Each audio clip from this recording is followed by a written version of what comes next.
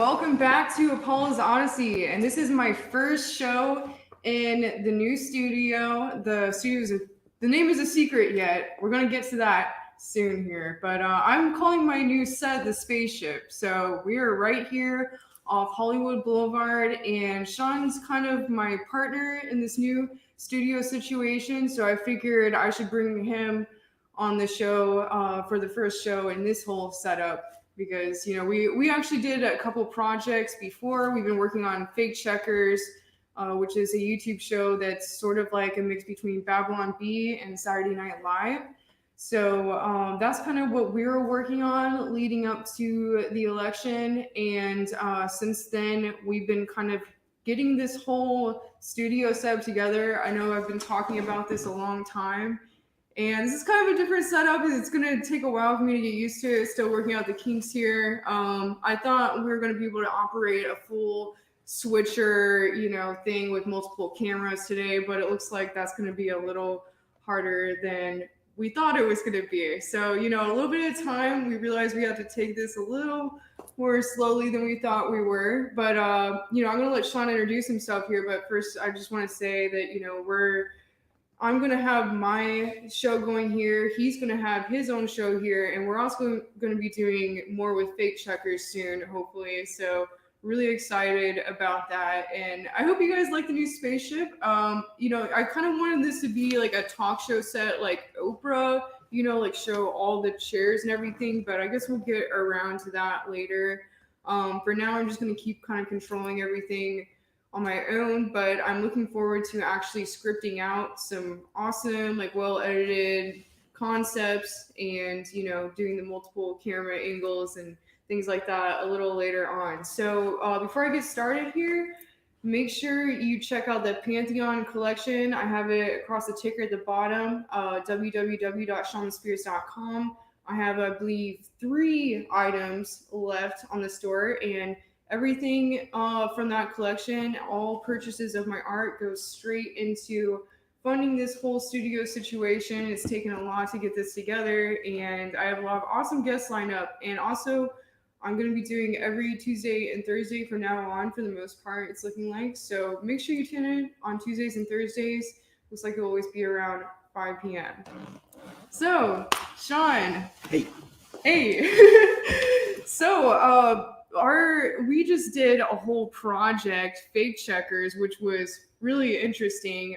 You have a background as being a truther in the filmmaking community here in Los Angeles, and I do too as an actor. You have more of a background as a director, and you did documentaries, right? You did a lot of work with Contact. So I met you before, kind of through Contact originally, but I don't believe I remember meeting you there, but I ended up seeing you at the Save the Children rally on Hollywood Blvd, and that's how we ended up finally reconnecting. That was right. I remember you were outside the CNN building, and wait, I can't remember what your sign was. Right across the street here. And I was like, "Hey, Apolla," and you're like, "Who are you?" And I was like, "We've met twice." Which is really funny. But anyway, maybe you were more impressionable to me. And then I told you what we were doing with Fake Checkers, and I had some other people I had tried to start it with that just weren't that enthusiastic about it. But then you jumped in, and a couple other people, Matthew, who's our tech producer guy that's helping us too. And he helped out with Contact and Exposure, that's right? how I met him. He does the all the audio visual stuff at Contact in the Desert, which is a huge job. So I've worked with him before, and it was super weird that at the time you already had the logo, right? The logo that would look like the Carmen Sandiego type chick. So he had this logo created for Fake Checkers, the show, and the logo is of this redhead chick with a red hat and a magnifying glass. And I don't even know if I told you this, but I had a really weird synchronicity with that. So actually, before that happened, when we met at this protest in Hollywood, I was wearing the red hat. Oh, that's funny. And I kind of you don't remember that? I just remember you being up and just really intense, and I was like, hell yeah. Maybe it was the first one actually, but I was wearing the red No, I was wearing. Yeah, I was wearing it. I was wearing a red Carmen Sandiego hat, and the logo is like a chick with a red Carmen Sandiego hat. And it was so funny because for years, like I actually got this hat in Egypt, and for years, and it was kind of funny because it's a situation I got. I was actually in the Valley of the Kings, and my tour guide, he's like, I really feel like you need a hat. And I was like right by the Valley of the Kings. There's all these vendors, and there's just this red like straw hat, and it just like seemed like me. And I got it, and ever since then, everyone's like, "Dude, you look like Carmen Sandiego. You need to do a show where you're like Carmen Sandiego, and you're like going around being like a spy chick or whatever." And I was like, "Dude, who's Carmen Sandiego?" Like, I didn't even know who that was. That's funny. I honestly still at this point I don't believe I've ever seen the show. Maybe when I was a kid. It was like a cartoon video game. Right before I met with you, I actually had this like really wild, at that protest that day, I had a really wild dream where I was a spy in the dream, and I was in this house, and like I believe it was like the current administration at the time, and some team members were in this house, and they were like telling me that I was a spy. He was like, "You are going to be a spy, and your spy name is the Red Shadow." Imagine that the past administration, his voice. And he was like, "Your spy name is going to be the Red Shadow." That's really funny. And you say it like that with his he went like this. Say it like twice, you can Red probably Shadow, say it in his Red voice Shadow. better than me. No, I'm not. You can't do that impression right now? Okay. Well, anyway, so like I like literally went on all these missions in this dream, and I came back and I posted a status about it, actually, I believe. Like maybe it was the night before or something. And then that day, I ended up meeting you at the protest, and you were like, "Hey, you should join this project." So it's like a really weird synchronicity. That is a really weird synchronicity. I didn't realize that was going on. I've never because it was like I was getting right then. I was getting like I don't want to like badmouth anyone, but it felt like one of those situations where it was like an uneven relationship where I was like putting all the energy in, and like my one friend Tiara from church, she was like fully committed, but like everyone else just felt like they were kind of like basically getting cold feet because it was like they were all worried it was going to hurt their Hollywood careers, as if Hollywood's not dead now anyway. And so it's like that fear was really making people get cold feet, and it just felt like like trying to drag like a stubborn mule uphill or something. And then you came in like fully charged, and then Bo came in like fully charged, and it was like this just breath of fresh air where it's like, okay. And then we pumped out some really good stuff pretty quickly, and I was like really proud. I think like our height of the thing was the thing that Bo wrote of the what was it, the racist hotline? That was pretty funny. Yeah, I was in that one, and that was actually the only one I really ended up being in. There was like some other ones we were working on, and then it was like this was like right leading up to the election, and I ended up going to all these rallies and filming a lot of it. And I've been talking about that on the show, but I went to several rallies in DC and some here, and filmed a lot of footage actually for Fake Checkers. And because there was so much going on and I was traveling so much, I'm actually planning on making a documentary for Fake Checkers eventually for it. And I'm just going to put all that together, I'm thinking. So that'd be I'm excited awesome. for that. And it was like a lot of kind of funny stuff too, because obviously it's a comedy show. And did you kind of go over the idea of the show? No, I can, but like just to address like what you're saying is like two things I've noticed in filmmaking is it's like when there's a big event going on in the world and you go out and you cover it, it's really easy to like end up with just like a ton of footage really fast, but then it's like you need to get it out like immediately because within a day or so it's like irrelevant. Right. And I've had that exact thing happen before where it's like you're so overwhelmed you can't even find the right footage, and then it's like the moment passes and you're like, what do I do? I was so worried about that, and then I started thinking about and discussing with people, and it's like all that was like footage of me like right in the middle of like an important time in history. And I covered so much of it from so many different places in the United States during that time that Fake Checkers is going to have a really great documentary. I think that's that's definitely I'm excited for that. A great use of it. So the idea of Fake Checkers was like sort of like a conservative SNL, but like with kind of more of like a tongue-in-cheek, like irreverence, like you said, with the Babylon Bee kind of style to it. Because I mean, the stuff writes itself now, right? I mean, it's just like so ridiculous what's going on. So you just have to really kind of hold a mirror up to it. But then at the same time, like I really like doing the interview stuff, and I had already started like twice. I had started an interview show, which is going to be the thing I'm doing here, full magnitude. And so that was like that pull was still in me. So I started doing these interviews on Fake Checkers, and it was kind of becoming split between like sort of a comedic show and then also an interview show. And a lot of people like really liked the interviews, but it was like, it kind of felt like it was like kind of confusing branding of being like ultra serious then ultra funny, and it like wasn't really working. So what we've decided to now do is this, where you have your show, I have my talk show, and then Fake Checkers is just going to be comedy. So we kind of like are working the kinks out of the whole thing. Yeah. And I think that'll be like a nice solid mix of everything. And we'll do it kind of like in a sustainable kind of like frequency that we can handle, as opposed to like piling up more than we can, chew all at once, because we're being ambitious, and there's nothing wrong with that. It's just, it was like, we bit off more than we can chew a couple times. Yeah, but it was like everything we were going through before, like leading up to the election. It's like those are like, that was kind of like, I feel like that was like a prelude to like what's to come. 100%. Yeah, and like I don't know, I'm really excited for the future with everything, because like for me, like being in the studio now, we have all this equipment here, and like now I have like more space. What I want to do with my show is that's different than what I'm doing, is I want to actually script out some really amazing concepts, like the documentary you were just talking about, but that would be for Fake Checkers. And then, I want to script out some kind of series for my show. And that's what I'm really excited about. It's like, I'm going to have some more like well thought out things. And I think, I think this is going to really grow in the next few months here. Your show, Full Magnitude, is that already up on YouTube? Yeah, so I've done 2 episodes. I kind of had like 2 sort of false starts, which I apologize for, because people said like, where did it go? That was great. So once I started in 2017 with my friend, who's a redheaded girl from church, who's actually I met a contact in the desert, and we interviewed Sean David Morton, and it was a really, can people not hear us? Someone said that it sounds like we're underwater. I just want to, can someone let me know if everything sounds okay to you guys? Someone just said we're underwater. We can turn the volume up on the mic. Is this the mic that's selected?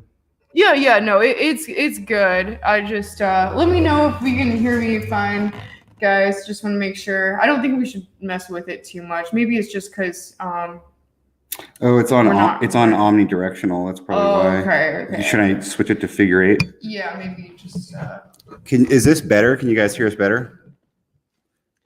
There's a little lag, so let's just keep talking here. And sounds fine. Does it still sound fine? Okay, yeah, we're good. Maybe someone, Larky Derry said we're underwater, but maybe he just had something wrong with his phone or something. So yeah. Okay. It sounds like we're good. Let's not holler again if it gets bad. Okay, yeah, so where were we? Yeah, sorry guys, we're just kind of making sure everything's working out here, working out the kinks, because this is a new setup. Definitely feels interesting being on a talk. Well, you haven't been doing a lot of shows yet, but for me, this is a lot different, because like I'm like sitting here with someone and it's live.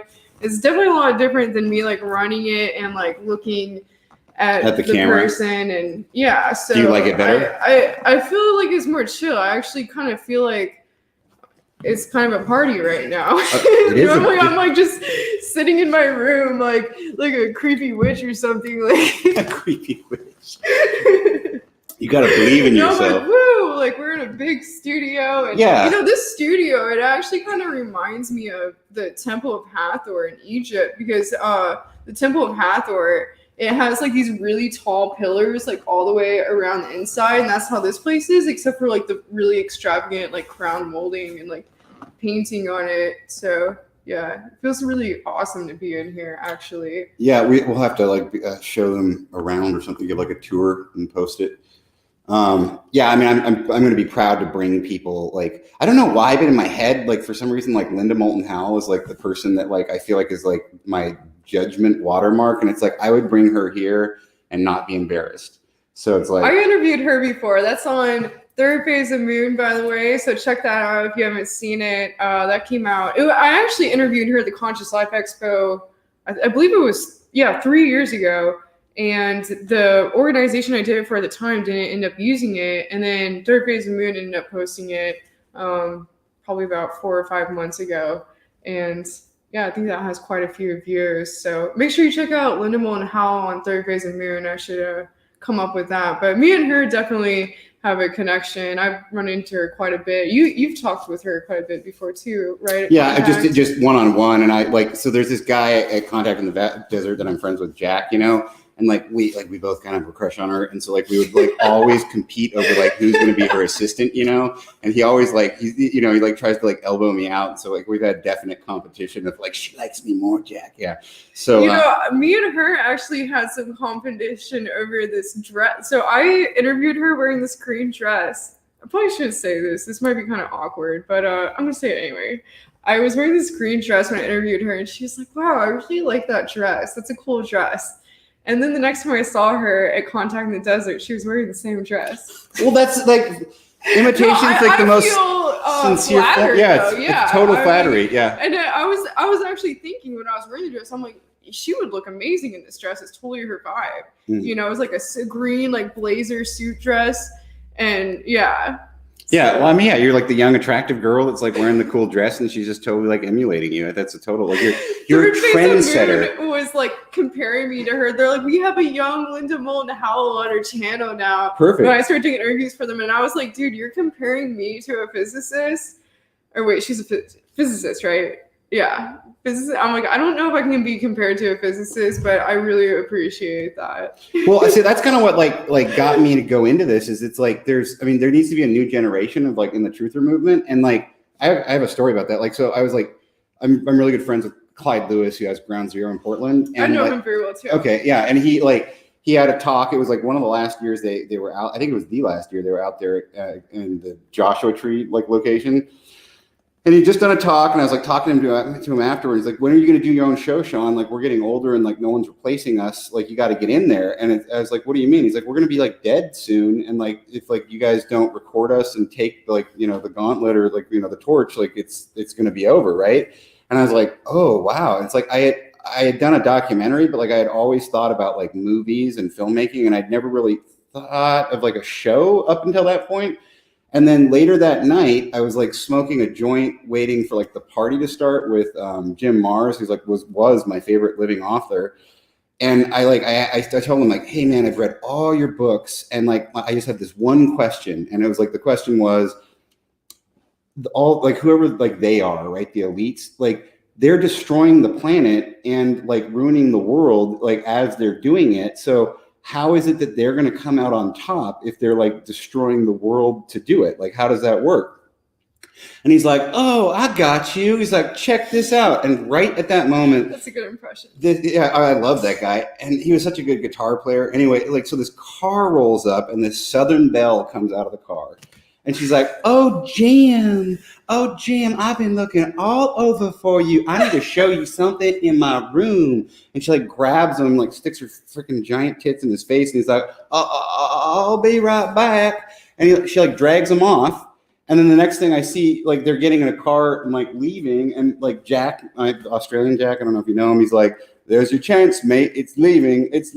And he just drove off. And then he got a heart attack in a month and died.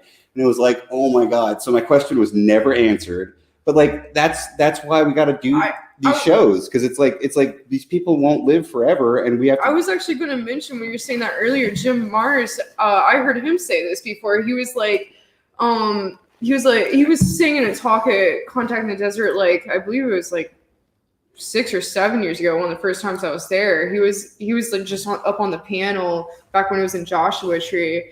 And he was there aren't really, well, first he said, I thought this was really interesting. He said, there aren't really any philosophers in the present day, because a philosopher is someone who isn't just very well studied in one topic, but pretty well studied in many different areas of studies.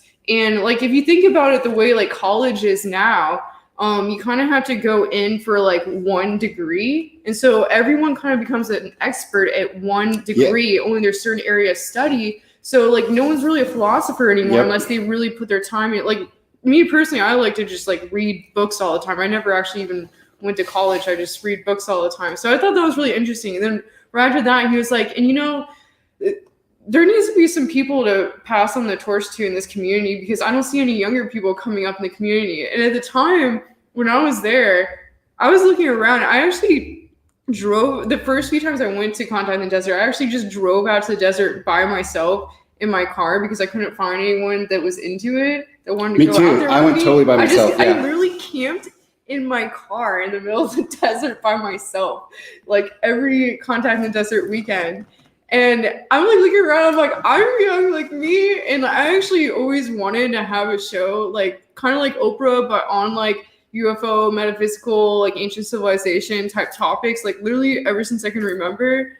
But I guess in my mind, I was like thinking like, I want to have this on like a network on TV, you know, like how am I going to go about that? And then as I started seeing the way like, you know, censorship goes, I'm like, I don't know if that's going to be possible. Right. And then I started realizing really like the last few years, I'm like, man, I need to get this YouTube show going. But it was like, you know, all the tech stuff, I never knew if I could get it together, but finally got it together after starting to do reports and interviews for like Third Phase of Moon and other organizations. So I think we're going to be the ones that carry on the torch. What do you think? I mean, that's the plan. I have a very humble approach. It's like, we're going to do our absolute best.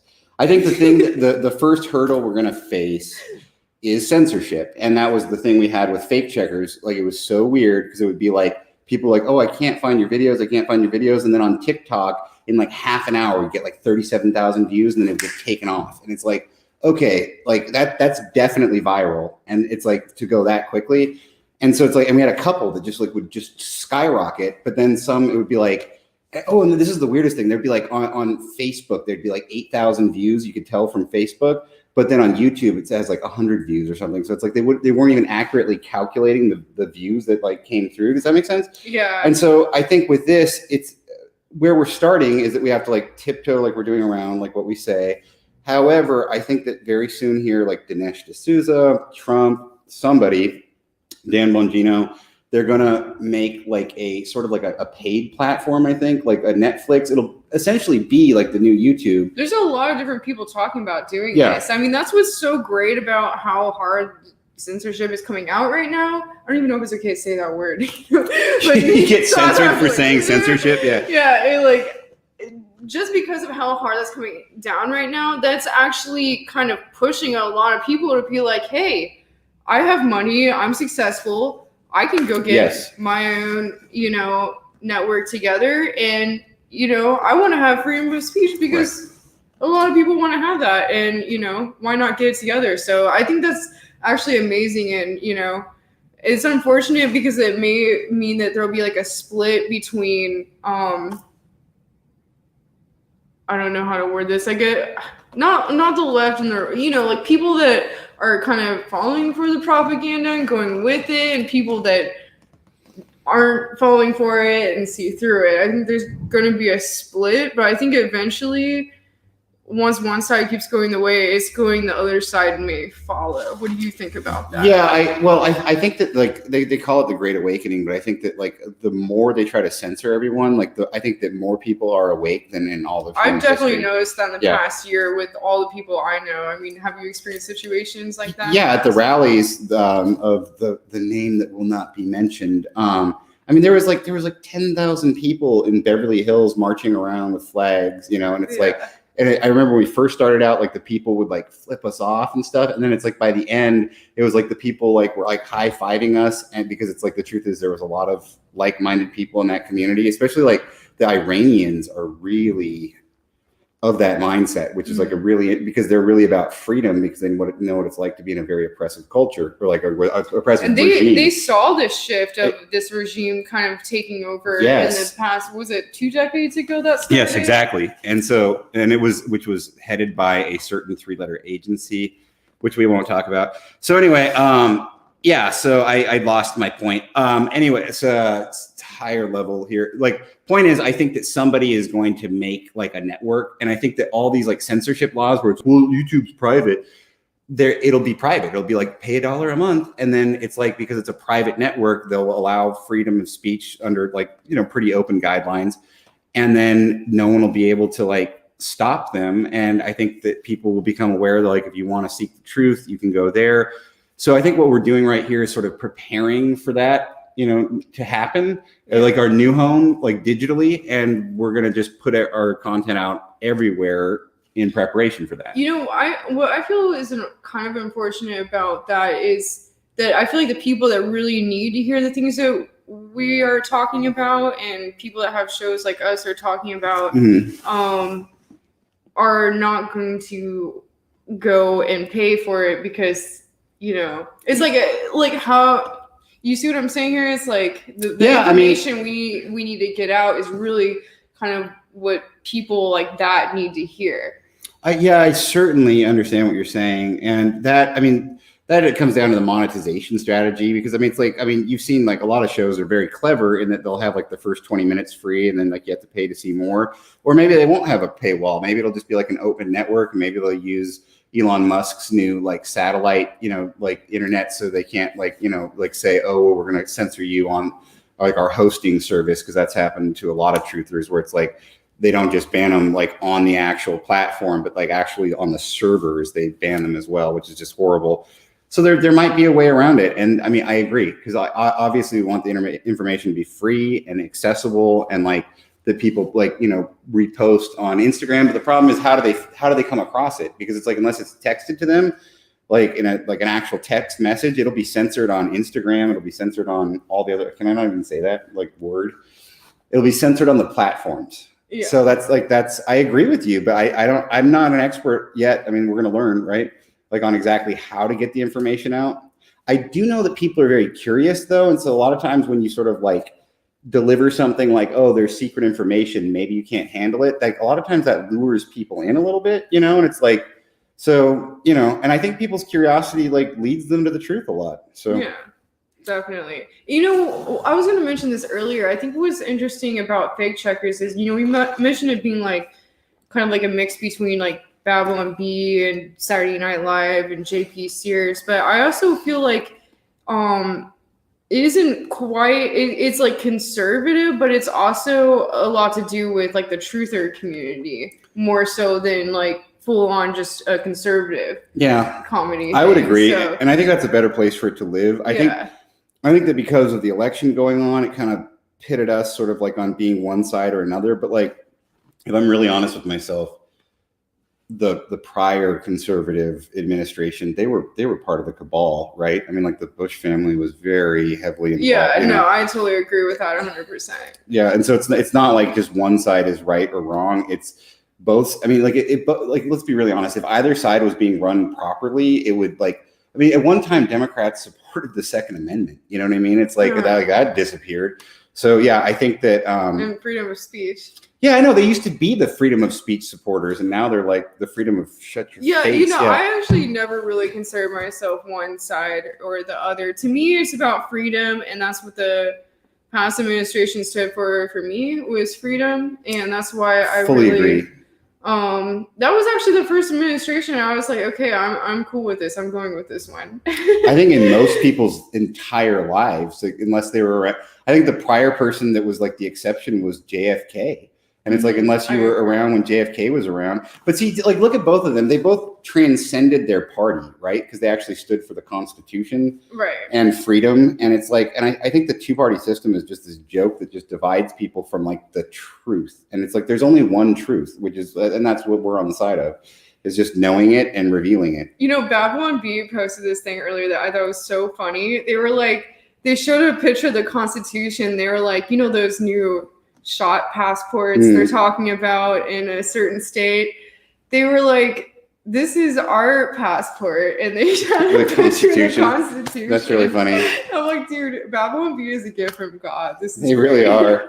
They're really snarky in a good way. Yeah. I'm just curious as to like, what the comments are. Do we need to? Normally, I have my camera is like, above the comments. So if I'm looking off the screen, we're looking at the comments here just to let the audience know here. Okay, they just asked, Jean-Claude is here. Hey, man, it's good to see you. We need to do a show again sometime ASAP. Rick Mackey says, I've always been judged based on, I'm going to pull this up here, based on the issues, regardless of the party, which is why I'm an independent. I agree with you 100%, Rick. But I think everyone that was behind the person who we can't mention, I mean, I think it's, again, he was just, supporting liberty just purely. And so I think that's why so many people that weren't conservative supported him. And I think I just so hope that the next election he can somehow reclaim it. Yeah. Though I think they've very much stolen our ability to actually have our vote be counted. Yeah. Let's go away from that subject. Yeah, I think that subject's a little dangerous. Yes. Okay. Dangerous. All right. But what do you think about? Okay, I'm just gonna completely change the topic here. What do you think about aliens, Sean? How do you feel about aliens and UFOs and the disclosure movement? Full disclosure. Okay. Separate issues, all of them, I think. I mean, disclosure would be really awesome if it ever happened, but if it happened, I feel like it's very obvious that the powers that be are trying to set up for some sort of disclosure. And I do not believe that whatever the real truth is, that we will be given the real truth. Does that make sense?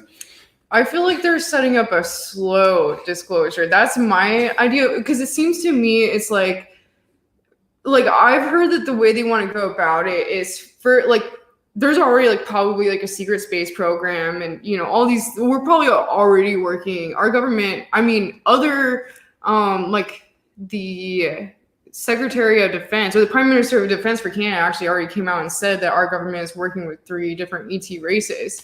But it's I feel so all this is going on, but they're gonna just push it on the public gradually. So they're gonna be first they'll be oh, we found these microorganisms on Mars. They already did that though. I mean, and then they're going to be oh, we found these mammals on this planet over here. We saw it from, a satellite or something.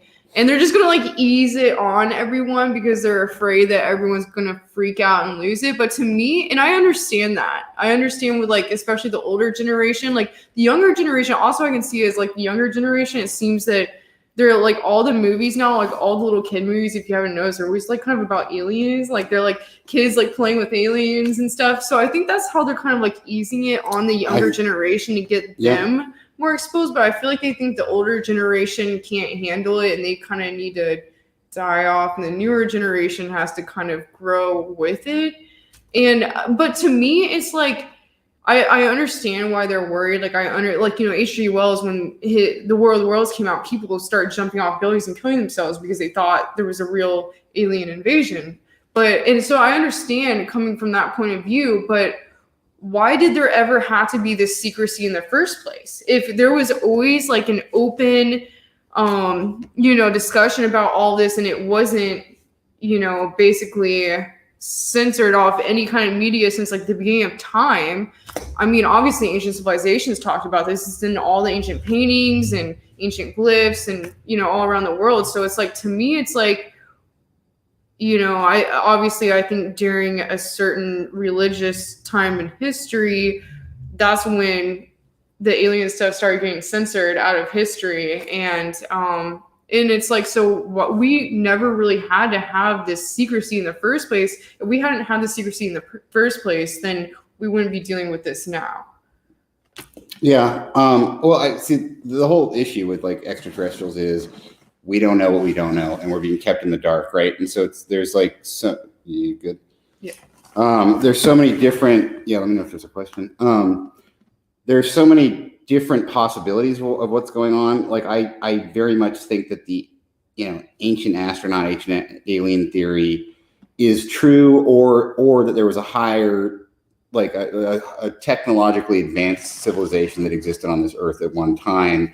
The Bible talks about the sons of God that saw that the daughters and men were fair and made the mighty men of old by, it says they talk about chariots going into the sky, fiery chariots going in the sky, and basically stargates in the Bible. I mean, the Bible straight up says all of this. So it's exactly whether that was sort of a supernatural thing, where this is because that's the whole difficult thing. When you get into the grays, it seems that there is definitely technology involved, but so for example, I remember on Coast to Coast, pastors can end abduction experiences by doing what is it called, exorcisms. So it's that almost sounds like it's demonic, right? And it sounds like that there's a transdimensional aspect to it, where like these craft appear and disappear. But then that seems distinctly different than like these tall, elongated skull things that were on the Earth that had like high technology in the past.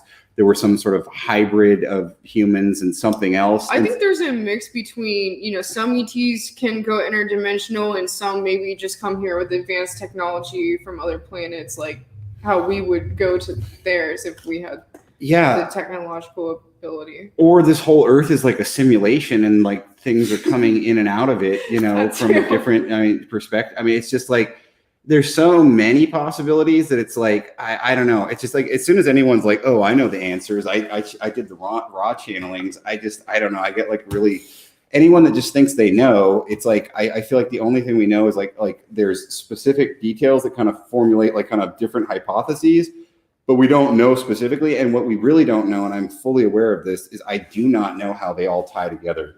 Mm. I feel like I feel like the ancient astronaut Anunnaki Nephilim thing is a thing.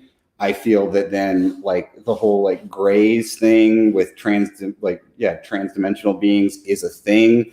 And people like, and the android grays, little android grays are like basically like androids sent probably from other planets. Yeah, maybe. Yeah. And it's like, and people I know, but see, this is the thing. Like Graham Hancock had an experience where he did ayahuasca and he had like an alien abduction experience. And like a lot of people, like when they did LSD experiments, they would like, the first thing that would happen is like some sort of abduction experience, and the things would say, how did you get here? And so it's like that popped us into their realm or something. So it's like, those are two like distinctly separate things. And then here's the question I ask. Do the two sons of bitches know each other? So, you know, it's like, are the Greys aware of the Nephilim, or the Nephilim aware of the Greys? Do they have tea together? Do they hate each other? Do they have wars? You know, it's like, we don't know any of it. And then it's like, and then there's our government's knowledge of all of it. And then, you know, and sometimes I wonder, like, is our government being run by extraterrestrials? Because there was a senator that was at Contact in the Desert who essentially said that. And I like asked him, like, is that what you're saying, sir? I'll have him on my show. And he's like, yeah, I didn't want to sound crazy, but like, that's exactly like these special access programs. It's like the government is set up exactly how you'd set up the government if extraterrestrials were running the government through corporations. So, yeah, so I don't know. So I feel like something's definitely going on is the answer to your question. I don't exactly know what. You know, we had an interesting conversation in the car one day when we were setting up the studio, and we were talking about, I had heard somewhere, I don't know if it was I mentioned or you mentioned it, that there is our planet is said to be way far away from the galactic center. Yeah. So like apparently, and this has come from like many sources, our planet has basically been like a zoological and what's the word?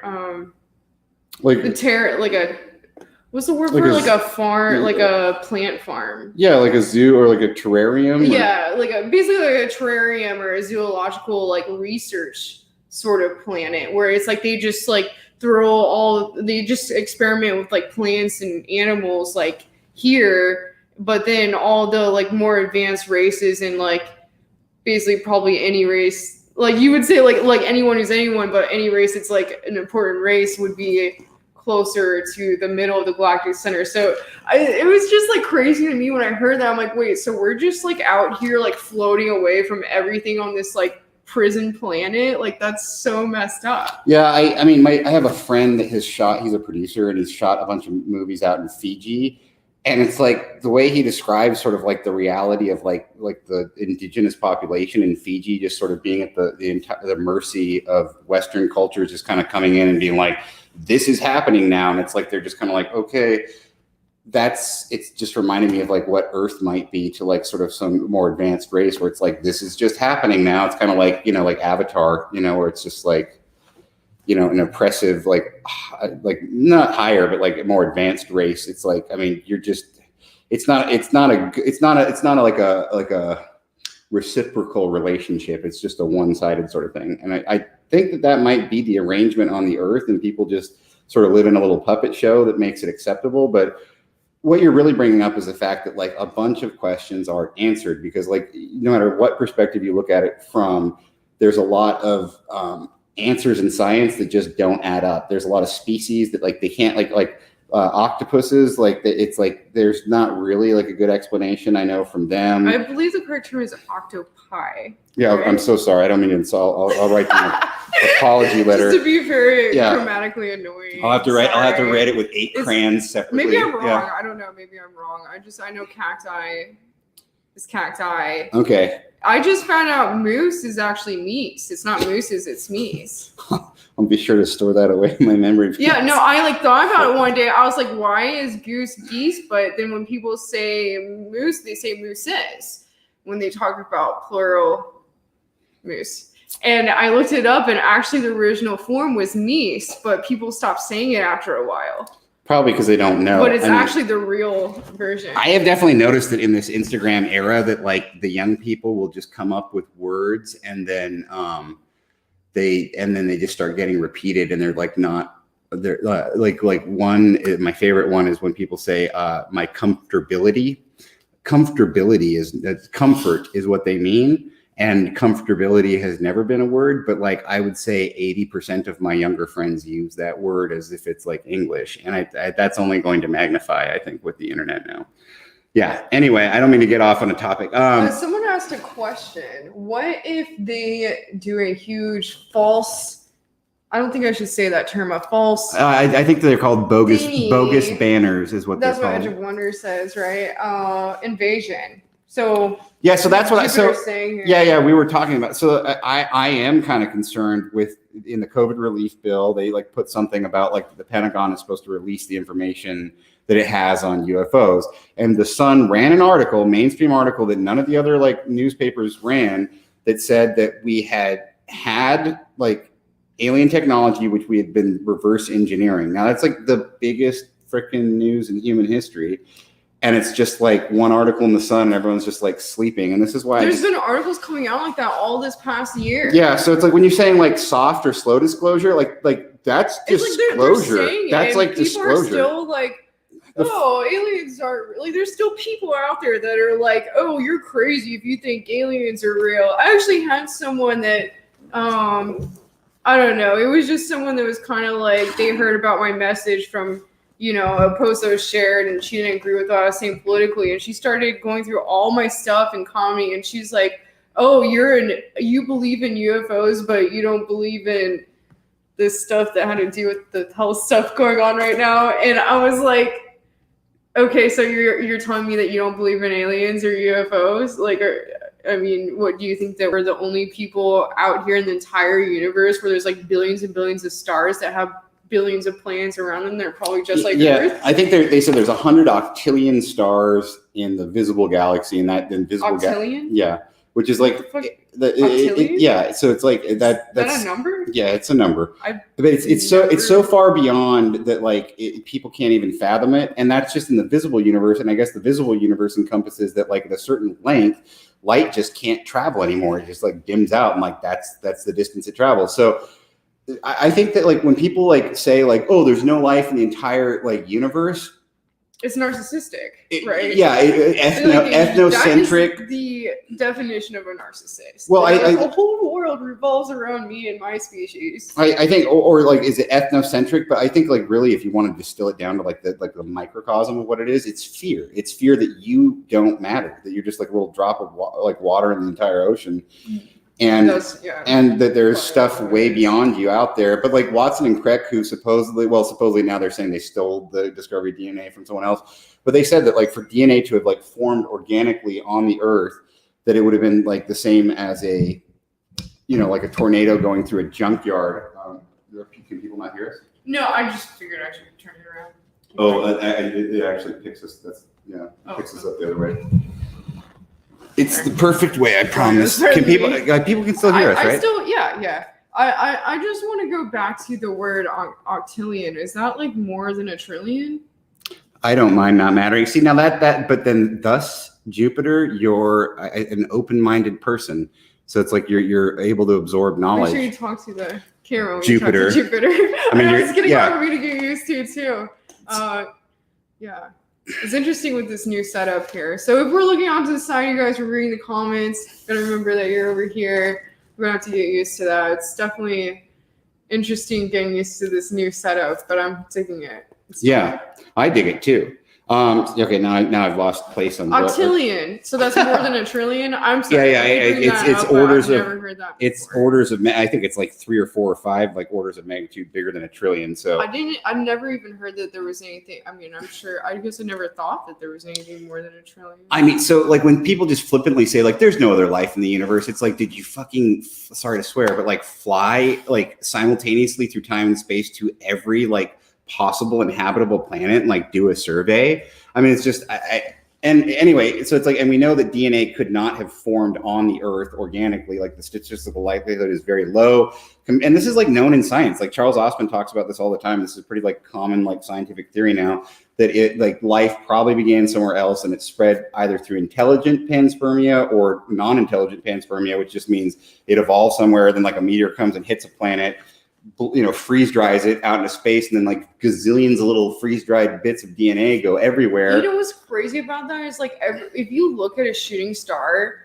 actually looks like sperm if you think about it. Yeah, my sperm looks like shooting stars. Good one. Seriously, like people like you talk about it in that way, and I thought about this a lot before. It's like if you look at like a sperm and then you look at a shooting star, they're like the same thing. So it's like that is as above, so below. It's like it makes perfect sense. So why shouldn't it be that way? I'm sure panspermia is totally a I mean that's why they call it that way. I mean it's like and like a warm habitable planet with water would be like like a fertile egg, that's just like totally ready. Someone says we need acoustic foam on the walls. We spent literally a month trying to soundproof this place. Is it? Are they saying is it echoing? That's what my friend Jean Claude is saying. I'm on it. He's got a very amazing show. I'm on a lot. But yeah, someone said it was passed in the back comments, but yeah, I think that's why it's probably not too bad, but it's just a little echoey. Yeah, I mean, so we have like really nice AVX lab mics, and we literally spent freaking $2,000 on materials to like soundproof it because like the outside street is so loud. Hi. And so this is not our permanent setup, and so you won't hear the echo as much like when we have the lab mics on. So I'm sorry for the temporary setup, but it will get better. So if you can, like I said previously, this setup, it's kind of like the Temple of Hathor. This studio is like really high ceilings, and our audio friend was saying that it might be an issue, but we need the different mics. We had to hold my podcast mic here today because like we were thinking like we would go for this all out setup with like switchers and mics and all this stuff, but we realized there's a lot more to get together than we thought with all that. So a little bit of time here. I hope you guys are liking it today though. Does it sound like we're in a vortex right now? No, there's people are saying it's good. Yeah, they dig it.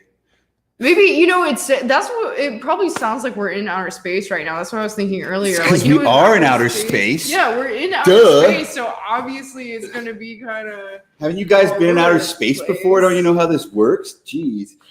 Anyway, let's keep pushing on subject wise before we run out of time.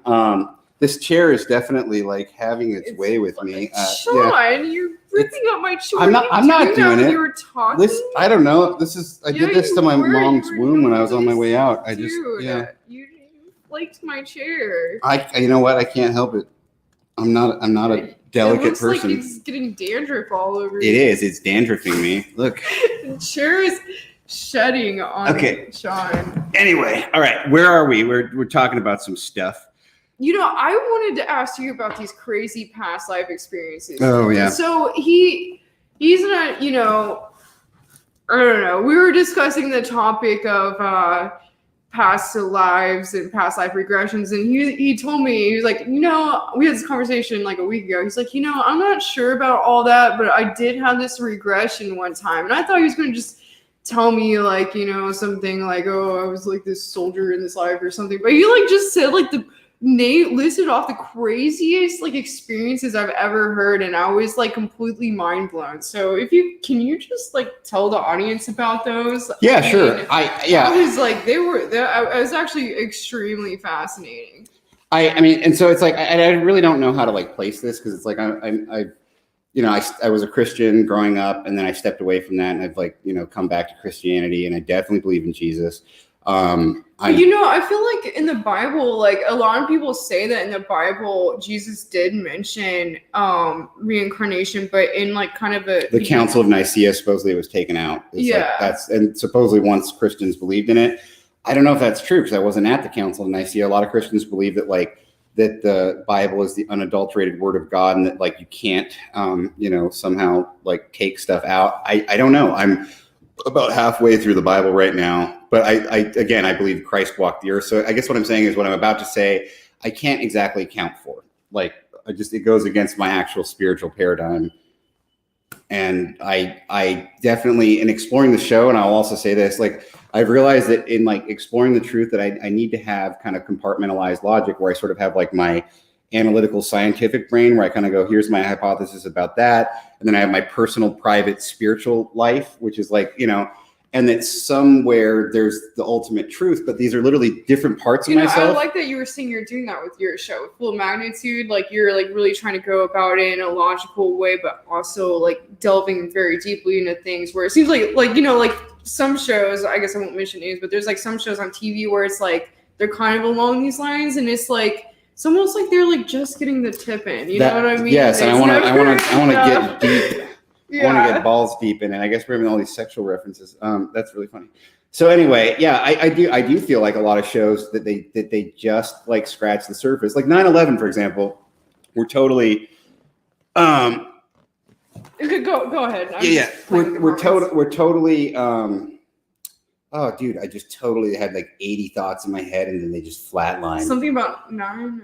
Oh, okay. Well, yeah, with 9/11, like, for example, I feel like it's the slow kids like on the short bus that like dictate the conversation for the rest of us, because it's like we still forever stay talking about like, was 9/11 an inside job? Okay. Yeah. I don't know. That might be a was word. That event a planned event? And here's the thing. It's like 2 buildings were hit by a plane, and then it's like, and they fell, and then like literally the narrative is that then like the 3rd building just fell like an hour later for moral support, right? And moral it's like, support. Yeah, I it's like that. And it's like, that's you gotta be hard dumb to like be stuck in that. But that's like we've endlessly talked about that. Change Engineers for 9/11. That, I mean, to anyone that still questions it, it's like, just look at that, okay? It's like, why would all these engineers come together? I know, Nobel Prize-winning physicists. It's like, if you don't believe them, you don't even believe science. So anyway, then we never ask the questions of like, why did we go into the place we went? And it's like, that's the cradle of civilization. That's like, supposedly Saddam Hussein was unearthing the temple of like Nebuchadnezzar, who was in like, so it's like, was ancient alien technology, ancient or Nephilim technology, prior civilization technology, like captured? Was that our true purpose? We never talked about that kind of stuff. Supposedly, they went to the museum in Baghdad, I believe, and took some things out. It was the biggest looting of archaeological history in all of history. It was worse than the robbery of the Library of Alexandria. And see, we live in these like significant times where like these like gigantic historical events are happening, and people are just fluoridated out, just being like, I'm gonna look at butts on Instagram. Oh, it's a butt. It's like, yes, it's a butt. It reproduces. Good for you. Let's move on. I mean, it's like I look at butts sometimes on Instagram. Does that mean they do what they do, and it's like, I'm sure I got some, but I mean, you're not making a show about butts, right? I'm not. Yeah, okay. I mean, it's part of our existence. It shouldn't control our existence. That's my opinion. So anyway, I can talk about the past lives if you want. Yeah, let's hear that. Okay, so I was doing a documentary on 2012 called 2012 The End ? I changed the name. It was stupid. Anyway, and John Major Jenkins, rest his soul, really nice guy. He had a theory about the galactic alignment was what the Mayans were tracking, which is like when the plane of our solar system lines up with the plane of the galaxy. and then maybe like an awakening of consciousness would happen. I kind of, in my thinking of it, I didn't fully in the end agree with that. I kind of came to the conclusion that Carl Johan Kalaman had like a kind of a superior take on the whole thing that kind of lined up with what Ray Kurzweil was talking about like a new epoch like for humanity. So anyway, but when I was still hung up on the John Major Jenkins thing, I was like, okay, I want to know what happened so I can tell the people what's going to happen, right? So my mom had a friend who was like an astrologer, and she did these like past life regressions. And so I went to her and I was like, I don't believe in this stuff. And she's like, oh, well, you'll have an experience because people that don't believe it always have an experience. And I was like, shut. You know, so I didn't think anything was going to happen. And I was like, I don't want to know my past life. I don't even believe in past lives. But if you can do this, I want to go back 26,000 years ago to the last alignment. And she's like, well, I don't know if I can do that, but let's try. So like, you know, we did the whole thing, and you like look down at your feet, you know. Mm-hmm.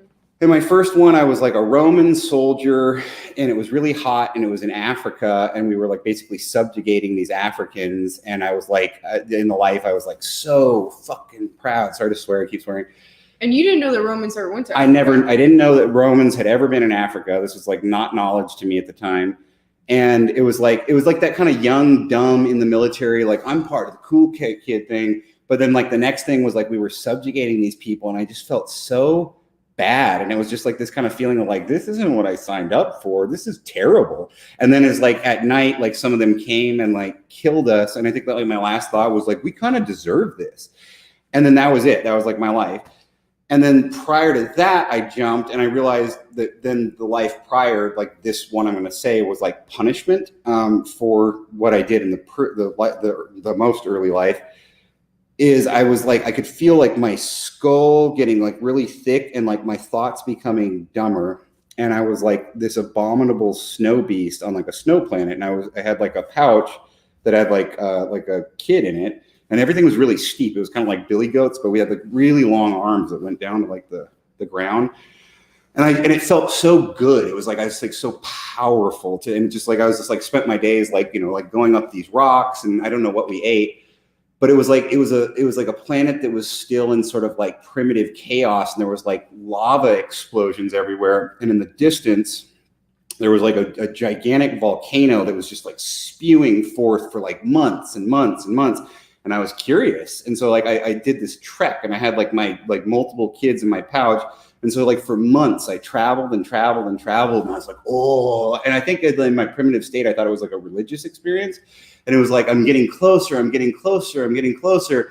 And then all of a sudden it like starts raining like ash and rocks on us, and we're getting buried, and like these big boulders come. And then I look down and like the baby's crying, and I'm like, oh my God, I'm killing my babies, and then I'm dead. And it was like the worst feeling you can imagine. It was just like ultimate guilt. And I was like, oh my God, like, and it just felt like such a failure like of existence, you know, like when you can't like care for your young, and that's your job. So then before that, it was like, and this is really funny. It was like, there's this big obsidian tube, and I'm like walking through it, and this is where my life begins. And I realized like very quickly, oh my God, this is essentially what we think of as a Stargate. And this is so messed up. I wasn't in this body and life prior to coming through the Stargate. So it's like a new soul inhabited the body. So then what I realized about whatever this Stargate technology is that it actually kills the thing going through it. They don't realize that. And then it rematerializes a copy somewhere else, but your soul has been ripped out because you died. Right. And like, they didn't even realize this about their technology. So that was kind of funny. So the soul you have now went into the body of whatever was on the other side. Exactly. Which it had a whole other life, and I had the memories of it. But like I did not live on that planet. I lived here. And so it was like I came through the Stargate, and I was this like tall, it was like very strong, like very, it looks like it kind of like, it would be like sort of like the body of like a really like kind of buff but lean like Jamaican dude, like black. And it was like, but with really long like limbs. And I was very vain. And I was just like so like, you know, elegant, you know, with like how my looks. And I had these long, like, they kind of were like dreadlock things, like sort of the Egyptians had, but what they were is they're like pieces of technology that like connected into my skull and like enhanced my intelligence. And I was like so stoked that like I was coming here and everyone's going to serve me. And then it was like I came to the planet kind of expecting a lot, and it was more like it was like this planet that was still sort of like in the construction phase, and it like didn't really meet the brochure. And then there had been some sort of leader who I kind of wonder now is like Lucifer or something, where it's like this is the plan for the planet, but like it did not meet the brochure. And there would be like young women, and we would literally just eat them for like their spiritual energy. And I remember again, like, it was just like, you know, and so the leader came up and like tried to like comfort me at the base of this pyramid. It was like, it's okay. It's all right. And I remember thinking like, no, it's not okay. You lied. You're a douchebag. And I didn't want to do it anymore. And so they all like went to leave in their spaceship. It's really funny. It's reflective of something going on in my life right now. And they like took off, and I was like, I don't want to go with you guys. And so they left to continue doing this elsewhere. And I decided to stay, and there was like primitive people there, and they were kind of like worshiping me as a god. And I just remember thinking like, I need to guide these people like to be prepared for when they return. Were there more people like you there? I wish I knew that. Wouldn't you think so? But then I remember like it was really important. I think there were, because I think it was really important for us to build something to preserve for the future. And then I remember like kind of like there was like some sort of ceremonial like putting me down thing, and then you know, and then that was it. I was dead. And then I think for what a jerk I was in that life of like, because here's the thing, and I think this is an important thing if any of this is true, is that because we had higher technology, we assumed that we were thus superior. But like the lesson, I think, of all of that is you're not. You're like on a soul level, everything is equal. And so just because something's not as advanced as you doesn't mean that you're superior to it. So if you're mean to anyone that's like, you know, lesser than you in any way, like you're committing a spiritual sin. And so it's like, I think that my subsequent lives were like punishment for like being such a D-bag. And so it's like, I don't know if I believe in any of that, or if I just picked up on something in the ether that exists. You know, I feel like I can really see all those things in me. That's very funny. Clearly. It's interesting. You know, I can actually connect with this topic right now because I've been reading the works of Joan Grant. I've been on this Joan Grant binge the last few months. Have you heard of her before? Mm-hmm. So she's this writer. I kind of did this post about the other day, and I actually want to do an episode about it on here once I finish all of her books. But she died about 20 years ago, but she was born in like 1905 or something like that. But she was born with just remembering all of her like all these lives she had in the past. And the reason she remembered all these lives from her past was because she actually had a few very important lives in ancient Egypt where she was a priestess of Anubis. And the priestesses of Anubis, it was like basically like a priestesshood where they would train these women to, when they went into the dream state every night, they trained them to be able to basically like be conscious in the dream state and come back, bringing everything back, like all their memories of what they experienced in the dream state back into the real world. And they actually had to do these like amazing like practices with it where like the priest would be like, okay, when you go into the dream world tonight, I'm going to give you something, and in the morning after you wake up, you have to come to me and tell me what it was. And part of their training also was that there would always be someone that would come in like right when they were waking up, like a scribe, and they would write down. They would immediately have to tell them because basically it was like they had to learn how to remember the dream, what they experienced in the dream state, and bring it over the bridge as they were crossing back over into reality every morning. That sounds like remote viewing. It was. So they would have a scribe that would be sitting there waiting, and every morning as they were coming back over the bridge, as soon as they were waking, they would have to say everything that they recalled and say it to the scribe. And so the priests, they already knew how to do this very well, or the people higher up in the program, basically. So they would basically all, you know, they would have to be like, okay, so what did I give you last night? And like, you know, the girl would have to say, oh, you gave me this flower, this plant last night. And like, she would have to describe it in detail, or actually I believe in the book, it was like a lot of times she would actually have to go and pick the plant after she woke up in the morning and give it to him or something. So I think it's because of those lives, or those because she was trained in that. That's how she's able to remember it now. And well, she just died recently, but it's very interesting because few of her lives were in Egypt, and these are just it was like several books she wrote, probably about 7 books, I believe, 5 or 6 or 7 books. But a few of them are in Egypt, and they were just really major lives. Like she always kind of played a very important role, and actually in her most recent life that she was this writer, she was from a pretty wealthy, high class family in England, I believe. And her dad was I think some sort of famous professor.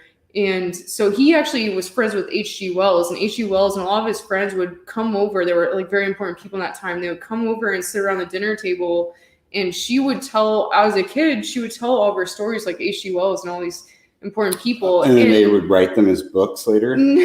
I don't know. But later on in her life, this shows you how credible her stories were. So later on in life, she was dating an archaeologist at one point. I don't know if she was dating him or was friends with him or married to one, but she remembered these certain places in ancient Egypt, or where she was Egyptian, but not necessarily in Egypt, but actually more in the different areas of the Middle East. And she took them to certain sites and helped uncover all these things. And she said what was going to be there before they were uncovered and where they would be.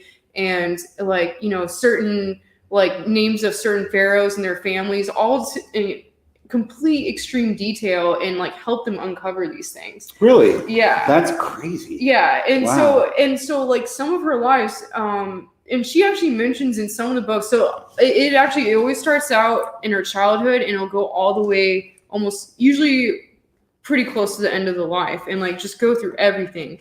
And the one I'm reading right now is really interesting because it's I just finished Eyes of Horus. This is the only one that's in 2 parts because it was such an important life. But the Eyes of Horus, she was actually a man in this one, and her name was Ra-Ab, or he was Ra-Ab at the time, and he had to basically help unite all of Egypt through this thing. They were called the Watchers, and through this priesthood they were in, the pharaoh was so corrupt at the time. So this one really relates to me to the current times, because the pharaoh was super corrupt.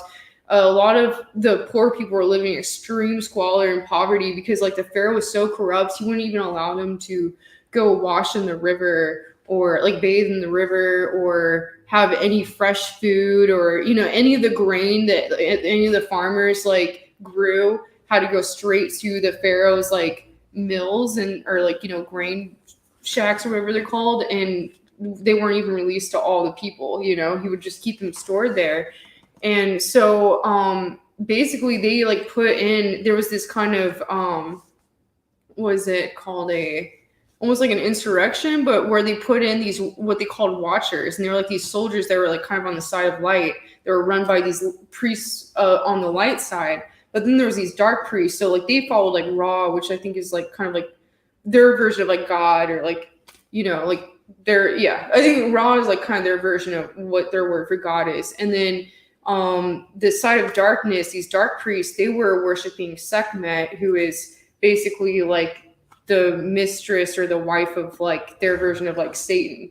And so there was this whole battle where basically they realized half of the kingdom, they were just following the pharaoh, who was this corrupt ruler, just because that's all they knew. And for decades, they were just under this corrupt rule. And so they wanted to go in, they devised this whole plan to have this insurrection and basically free all of Egypt. And so they had these people they called Watchers, and they would send them into different places, and they're kind of spies, and they figured out who was who, who was corrupt in these certain higher up places. And then they devised this whole plan where they had this battle to overtake the pharaoh and put in a new one that was of no ability, but a watcher, or one of the Eyes of Horus, they called it. And it was super interesting because in the final battle, they realized that half of the side of Dark's army, the pharaoh's army, was kind of behind them, and was trying to sneak up on them from behind. And they had secretly decided to stay in the Temple of Sekhmet and hide there because they thought that none of the side of light, the watchers would know that they were in there. So they were actually like all hiding in the Temple of Sekhmet. And so they decided that they wanted to make all these people that are on the side of darkness like realize what side they were on. So they sent this the priest of light to go in and battle the priest of darkness on the other side. And I don't know, it's a long story. I'm getting like way too into it right now, but basically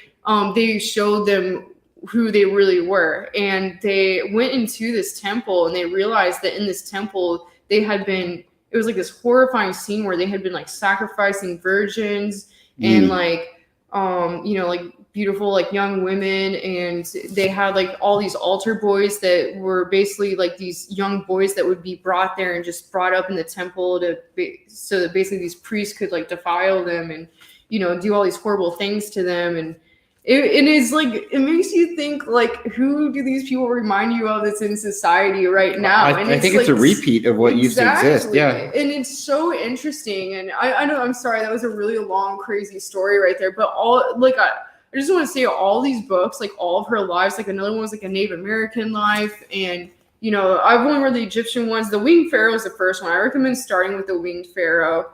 Then I read the Winged Pharaoh, then the Scarlet Feather, which is her Native American life, and then the Eye of Horus, and then the Lord of the Horizon, which is the second part, so the Eyes of Horus.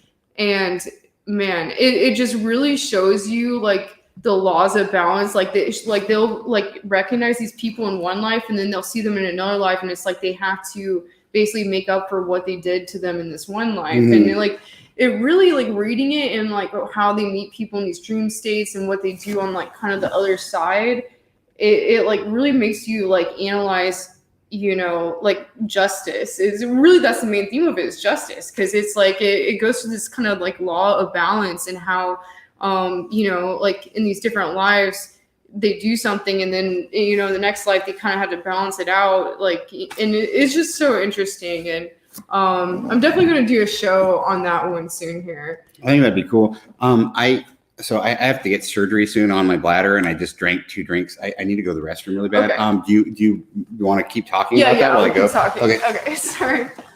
Yeah, but so yeah, I definitely recommend, I'm actually going to do a whole series on, or not a series, probably an episode on Joan Grant.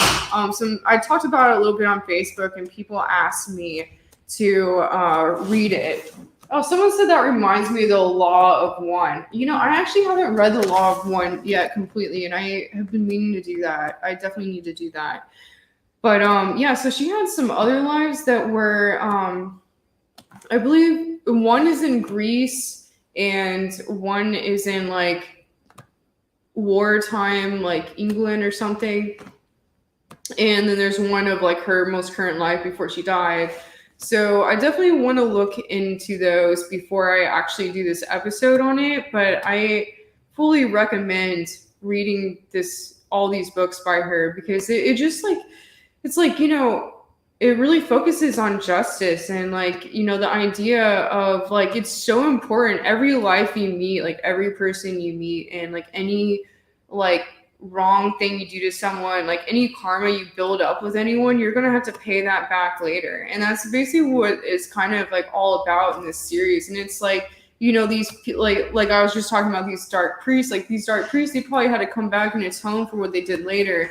And the Winged Pharaoh, in that book, she actually goes, in that life, she actually went through a priestesshood of Anubis, where she like did this training to remember her dream state. And she actually would have to go into basically like a limbo every night and kind of like retrieve these like lost souls as like part of her job as a priestess of Anubis. So it would go super into detail about these different people that she would have to retrieve, and like what they had done in their lives and what they had to do to atone for it by the life that they came back to in their next life in the world. It usually had to atone to what they had done wrong in the life before.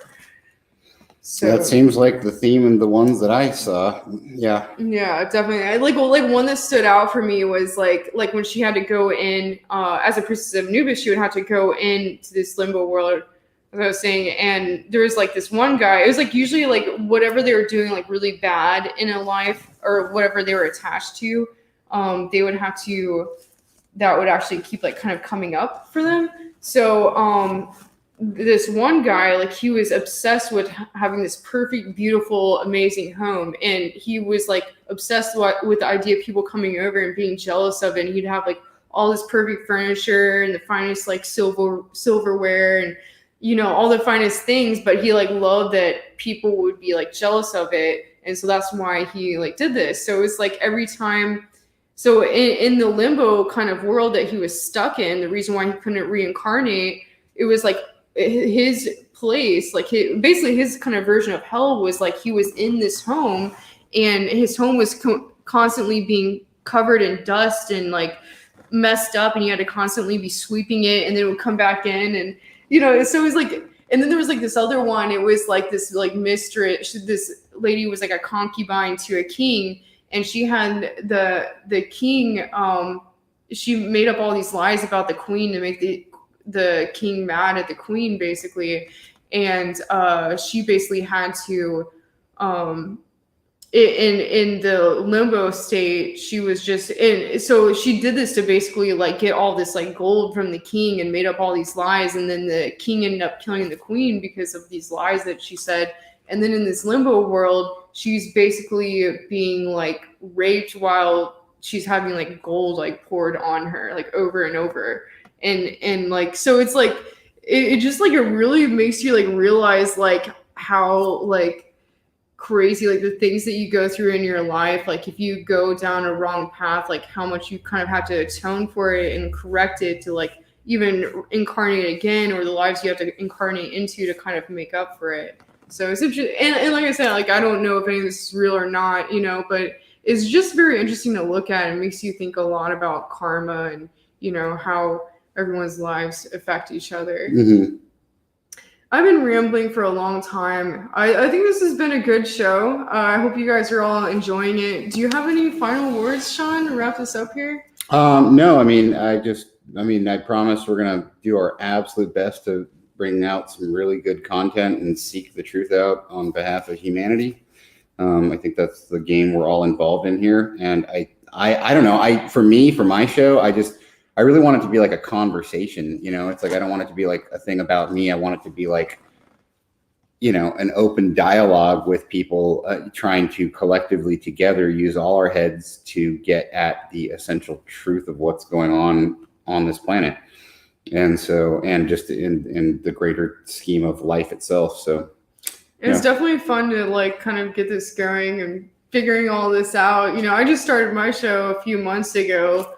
And I'm definitely having a lot of fun with it. It's been a learning process, but it's fun, and I think it's going well. And I hope you're all enjoying this show tonight. It's kind of a new way of doing it, so I got to work out the kinks here. It'll probably be a while before I have this new situation going very well, but I'm excited, and I think it's been fun. And it's been great to have you on. Thanks for having me. I'm excited to do more projects in the future, and it's been good. All right, guys. Well, until next time on Apolla's Odyssey, I will actually be filming on Thursday. I'm doing an interview with Michael Lee Hill. I believe I'll just be running that on my own from here and, webcamming him. So that should be interesting. We're going to be doing a part 2 on what we had done in an interview previously, which is on orbs and also on this 432 Words documentary project that he's working on right now. And he's an amazing person to talk to. So I'm really excited about that one. So make sure you catch us on Thursday at 5 p.m. Pacific, and stay tuned for Sean's show, Full Magnitude. Make sure you go try to find that on YouTube. Yeah, Full Magnitude on YouTube. Make sure you go ahead and subscribe to that, because there's going to be a lot of content coming out on that. And also check out shamanspears.com. I probably have 3 spears left, I believe. So get them before they're gone. The Odyssey collection is coming soon. And thanks for the super chat, Sylvan Forge. Thank you so much. Really appreciate it. All right, everyone. Until next time on Apolla's Odyssey, over and out.